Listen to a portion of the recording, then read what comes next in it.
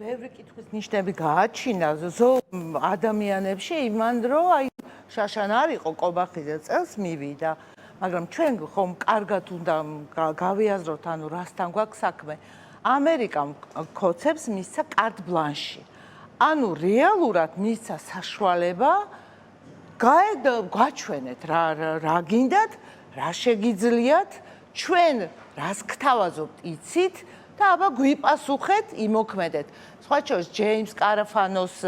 ნახავდი ხო ალბათ ინტერვიუ მქონდა ამერიკულ გამოცემას და იმან ძალიან ცლად და დეტალურად ილაპარაკა ეს კაცი არის რეალურად საგარეო პოლიტიკის ამერიკის საგარეო პოლიტიკის დღევანდელი ადმინისტრაციის ერთ-ერთი არქიტექტორი რომელიც ძალიან დიდ გავლენას ფლობს საგარეო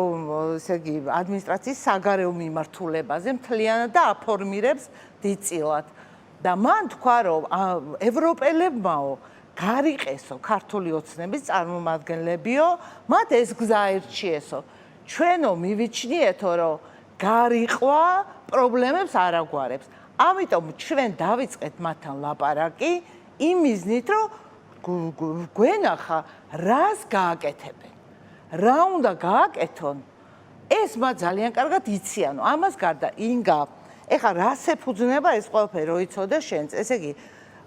სადაც იანვარში ამ წელს უკვე იაგო კაჭკაჭიშვილისგან გავიგე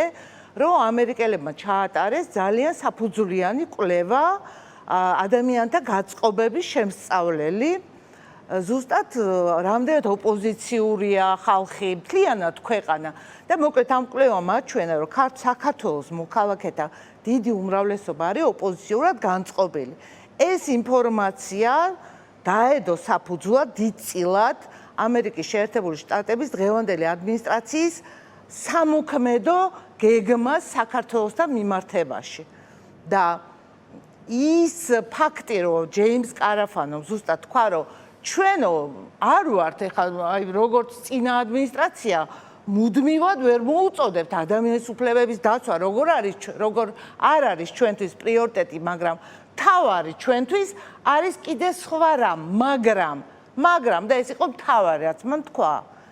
ქვეყანაში ჩვენ არ გვჯერა რომ რამის გაკეთებას შევძლებთ და ვინმესთან პარტნიორობას მთავრობასთან მოვახერხებთ როდესაც მოქალაქეთა უმრავლესობა არ არის პროცესებში ჩართული და არ არის ბედნიერი. აი ეს არის. და ამიტომ ამერიკის ადმინისტრაცია დღეს ყველა საშუალებას აძლევს ქართულ ოცნებას